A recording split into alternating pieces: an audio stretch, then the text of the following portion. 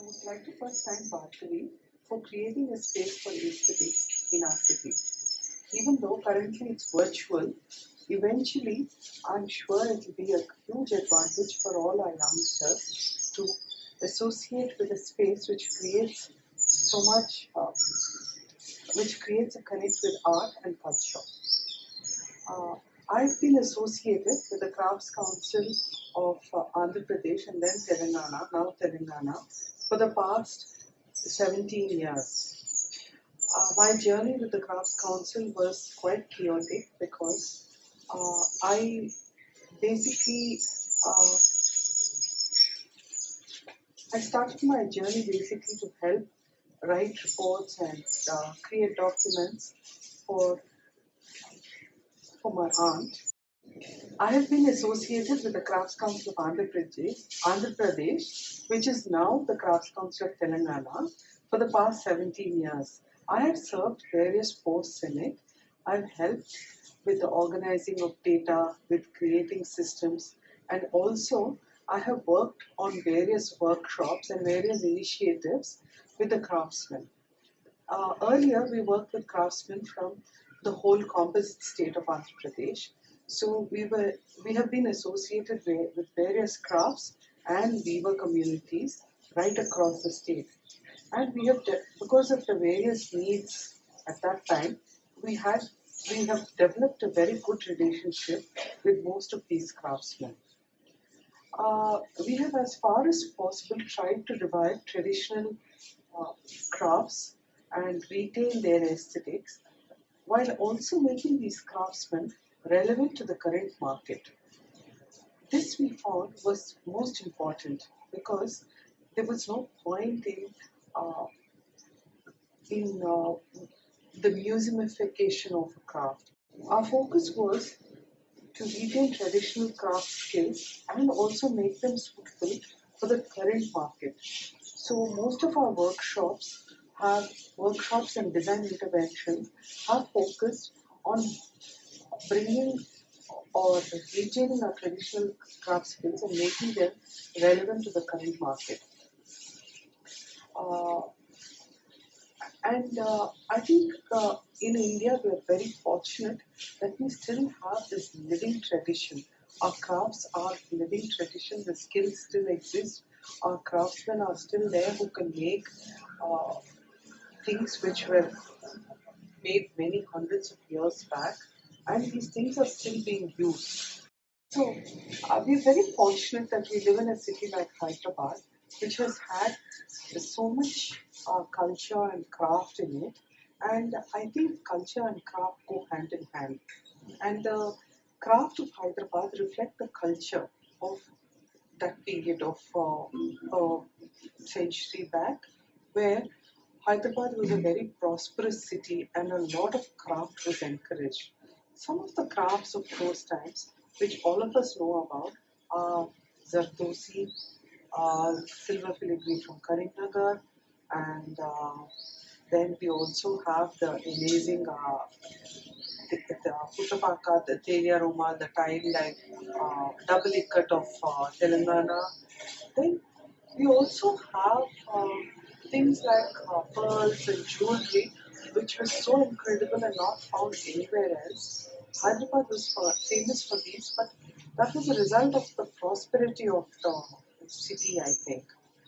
Uh, but we in Crafts Council haven't really dealt with these aspects of our craft. So apart from the well-known Hyderabadi crafts, like you have the embroidery, the zardosi, you have the silver filigree, you have the bidri.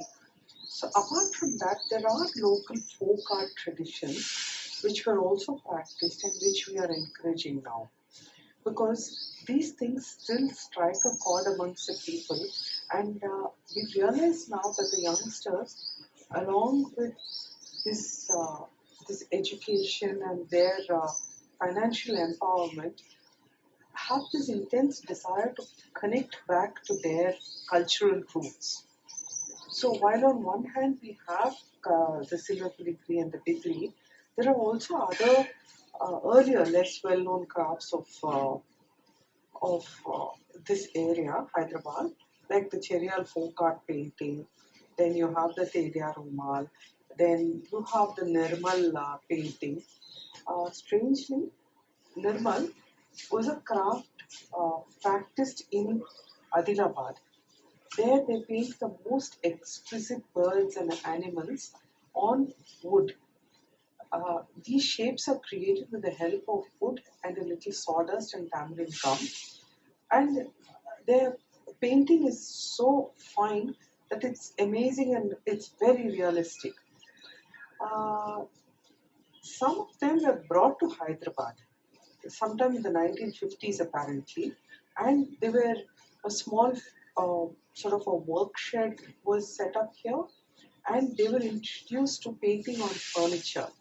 So now largely people think of Nirmal painting as painting on furniture and on, like small miniature portraits kind of thing, which as far as I know was not part of the earlier Nirmal tradition.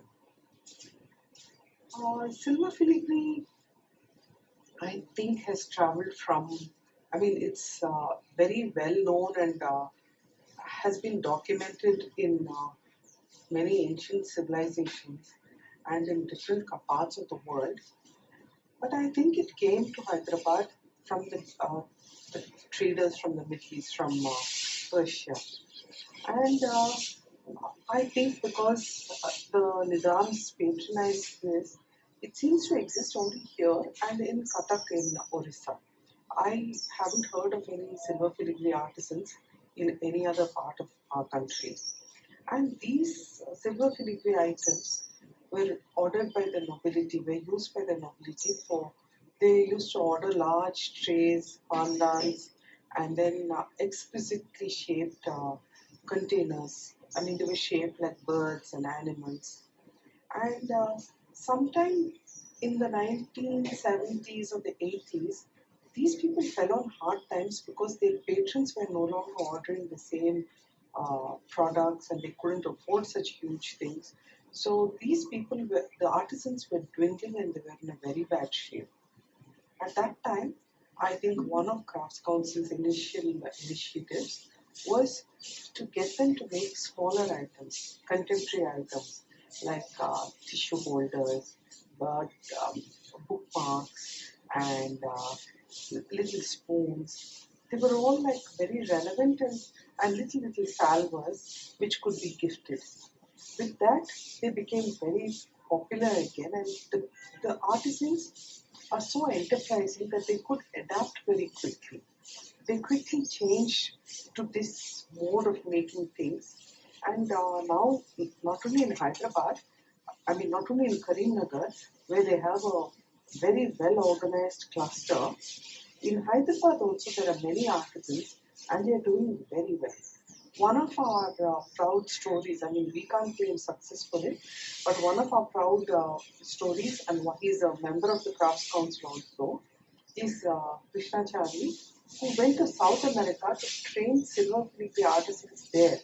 Okay? So this craft is obviously quite prevalent across the world, and they felt that he could make a difference, so they invited him for a couple of months to South America, and he taught various clusters there. And these artisans are all so enterprising that they're all very active on social media and they're selling online also with the help of the youngsters in the family.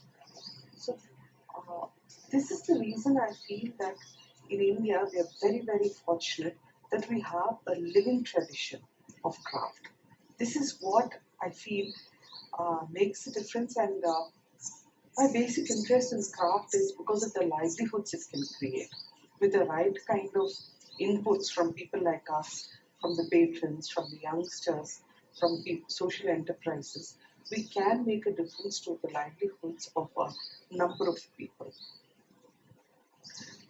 Another story I'd heard of about Zardozi, this was many, many years back, when Chow Mahalla was being restored, was that the textile experts who were restoring the garments of the Nizam and his children, and there were various garments which were apparently put away and were in very bad repair. So they were wondering, the textile experts were wondering how to restore these garments. And then they found that the karigars in Charminar, the Bailanes of Charminar, could do the same job in the same manner very well. They were all so excited about it, and that was one thing that struck me about craft at that point, craft as it exists. Because when you see craft in other countries, they always talk about something that used to be done, that it can't be done anymore. So they preserve them in museums under glass cases, and they sort of it's like it's deified. It's like put behind a glass case and said, you can only look, you can't recreate these things. In India, I think we're very fortunate. We can recreate, and where we have to put in our effort now is to make these artisans retain their livelihoods. Another group that we have worked with extensively are the Chariot folk painters. Actually, they are scroll painters who come from a village called Chariot. So now they are eponymously called Chariot folk painting. Actually, it's a very interesting story when you hear about them.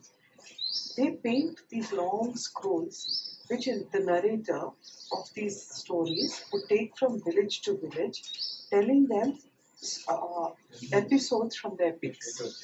A community would order it from the narrator, and the community elders, the narrator, and the painter would sit together and discuss which episode they wanted and how it should be depicted. So it was like these people, this family of painters, would paint to order depending on which episode from the epic was needed and which community had ordered. Well, I keep mentioning the word community because these episodes were very varied. In the emphasis on the episode was varied depending on which community it was. So the Gauds of Telangana uh, had gave a lot of importance to a certain part of the Mahabharata or the Ramayana. So those were painted in a specific way or in a specific narrative. The focus was on the narrative. The perspective of the narrative varied depending on which community had ordered the scroll paintings. Of course, and apparently the old one, they would copy from the old scroll and they would make small changes depending on what the narrator wanted or the community wanted. And the old scrolls were left behind with these painters who would then just put them in a river so that they wouldn't be trampled or spoiled by anybody. Now, of course, the narrator's role has been overtaken by movies and television, but these painters have still found something to do. They have adapted very well to the current circumstances. They're painting on different surfaces. They're painting with different styles, and but they have retained their basic uh, iconography and sometime back, we worked intensively with the Cherial painters, and rather than having them paint in the usual boxes, the narrative boxes, like a comic book which the Cherial painters used to use on their scrolls, we got them to paint on plates. And the designer we worked with got them to break up their figures so that they looked relevant, but still they looked different. So they have really adapted to that, and actually we created a few pieces which were really iconic, where they painted the churning of the ocean on the cow Kamadhenu. So this we used two or three different craftsmen to bring this together. So we got the Kamadhenu made by some craftsmen who make vahanas, and then the Cherial artists painted on this. So these are the kind of collaborations that we like to uh, do and like to uh, encourage. Till the early 2000, people of a certain generation who had grown up in smaller towns and villages took craft and handlooms for granted because all their life they had seen it and they assumed that it would always exist forever and ever. And actually, I think there was a whole generation which didn't value craft or handlooms much because they wanted to move on to more progressive things. I mean, that was a culture at a certain time in our country. But now I find that uh, when we conduct exhibitions in Crafts Council, I find that there's a whole generation of youngsters who have just moved into the city, who've been empowered with these new jobs and their salaries, which help them to aspire to a better life, who are very, very curious about our craft and our culture. So even though they don't buy much, they come and they spend a lot of time trying to understand the crafts of our country. And that is what is so heartening, because we realize that there is an inner need in every human being to connect with the past. And the craftsmen also are very, very encouraged when these youngsters come, because uh, that's the incredible part of our country and our craftsmen.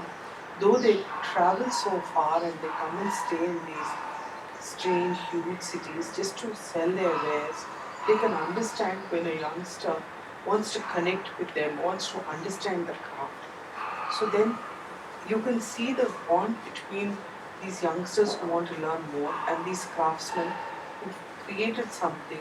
And then when that bond develops, the craftsman also can understand the next time a designer works with them, or somebody wants to help them with their design, is with their products, in designing better products or more relevant products. I wouldn't say better products, I would say relevant products.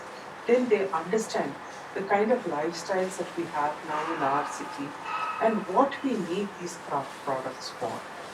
So, uh, otherwise, when the craftsman doesn't travel and the youngster doesn't meet the craftsman, both don't understand the other's need. Sometimes you see some people bargaining with a craftsman because it's uh, it's possible to bargain. It's a habit which I mean, a lively interaction between the craftsman and the customer is to be encouraged. I mean, you have to question them. But to bargain just because you have the power to bargain is not something that I appreciate personally. And I find that a lot of youngsters don't do it anymore. I mean, I think that again was the culture of a previous generation. Now, the youngsters respect the the craftsman's effort, and they're very profuse in their admiration. All this encourages the craftsman, and I think that is essential. It's not just the money; it's the encouragement and the hope that they have. All of us Indians are very aspirational. So just like a lot of us have moved from our agrarian lands, from our agricultural lands, and we've come into the urban areas because we felt the jobs were better here, the schools were better here, we thought that our children had better opportunities in cities. Similarly, the artisans have also, some of them have made that shift. And there was always this feeling that the life in the city was better, and to a certain extent, maybe it was. But their livelihoods and the way they earned their money had to change drastically, because most of our crafts were community based, and they depended on the whole community to make their living. Like a potter depended on the whole village for his work, to sell his work, and also he didn't make pottery throughout the year. That was a seasonal thing. The rest of the time, that was a seasonal occupation. The rest of the time, he was probably had a bit of land, or he was working as an agricultural laborer with somebody. And similarly, the basket weaver, he would make baskets for some of the time. He would make very intricate and very complex reeds for the weaver. So it was a life where everybody depended on one another. But once this urban migration sort of caught on and people started moving to the cities, these craftsmen also moved because they wanted better things for their children. And especially in the early 2000s, when Hyderabad became this booming Cyberabad, there were so many people leaving the neighboring villages and coming into Hyderabad. Some of the weavers that we know who were slightly better off than the rest educated their children, and we know that most of them have white collar jobs in software companies, and the weavers felt that that was a better option. And some of the weavers were not so well off. They also moved to the city and they became security guards and watchmen and that kind of thing because it just that idea of getting that 10 to 15,000 every month was so appealing to them, and they thought that it also came with this added bonus of their children having a good school to study. But in a few years, we found that there was the reverse migration, where some of them went back to their villages, where some of them realized that living in the city, working in these menial jobs was not as satisfying as living in your own community, in your own village, and creating something. And some of these viewers have these, especially the doubly cut weavers, they have this amazing skill in their brain where they have this whole calculation of how to tie and dye the warp and weft in intricate and amazing designs. And once, see, this is where I feel it's a two-way process. There's no point just talking about they shouldn't migrate or that it's wrong for them to migrate. I think those of us who have the power, like the NGOs and the social enterprises, we should create a better life and better opportunities for them in their craft. And then they should have the ability to choose. It's not our decision where they should stay or what they should do. The point is, the only thing that we can do is give them better opportunities. So now, all over the world, there's been this huge resurgence in handlooms, especially ikat is being recognized. So some of these ikat weavers have gone back to their villages and they're doing well. And some of their children, this is another success story of ours, where, uh, I mean, it's not a success story of ours, sorry, please repeat that. Some of the success stories of these weavers is when they come and experience the city and their children, most of the children are taught these skills right from the beginning. This Western concept of child labor is maybe like child labor is bad in a coal mine or in uh, in a factory condition, but in these skills where these hereditary skills are passed down from father to child or mother to child, it's very important that see they absorb this knowledge right from the beginning. And most of these weavers, they teach their children basic simple tasks from a very young age. So we've encouraged that throughout because we realize that these skills cannot be learned after a certain age. So these children learn these skills, and then some of them who've gone to school have opted for design courses in college. Now they're going to design schools and they're helping their parents in creating new designs, in how to in communicating with people, online platforms of buyers from distant places. So they know how to use the computer, they send emails, they create Excel sheets, they create drawings on the computer. So this is where I feel like we can empower these craftsmen. Their children should be educated. I would be the last one to say that craftsmen's children don't need to be educated.